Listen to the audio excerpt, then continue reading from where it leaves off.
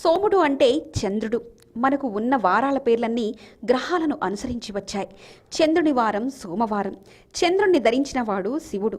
చంద్రుడే సోముడు కనుక శివుణ్ణి చంద్రశేఖరుడు అని, సోమశేఖరుడు అని పిలుస్తారు. చంద్రునికి ప్రత్యేకించి ఆలయం లేనందున శివుని ఆరాధించడం ఆనవాయితీగా వస్తుంది. ఆ విధంగా సోమవారం శివునికి ప్రత్యేక దినంగా రూపాంతరం చెందింది. స్కంద పురాణంలో సోమవార వ్రతమహిమ ఉంది. ఈ రోజున శివుడు ఉమాసహితుడై భక్తులను అనుగ్రహిస్తాడు. సోముడంటే కుబేరుడు అనే అర్థం కూడా ఉంది. శివుణ్ణి ఆరాధించిన కుబేరుడు ఐశ్వర్యవంతుడైన రోజు గనక ఈ రోజును సోమవారం అని పిలుస్తున్నారని పెద్దలు చెప్పారు.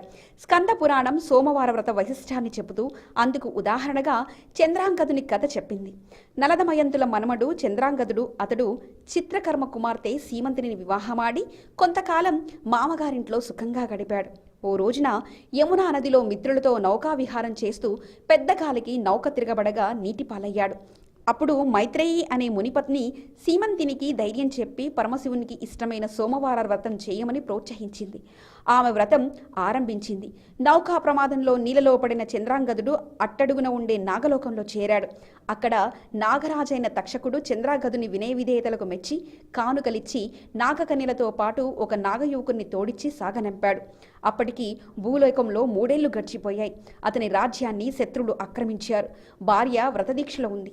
పరిస్థితిని గమనించిన చంద్రాంగదుడు శత్రువులను జయించి రాజ్యాన్ని సుభిక్షంగా పరిపాలించాడు.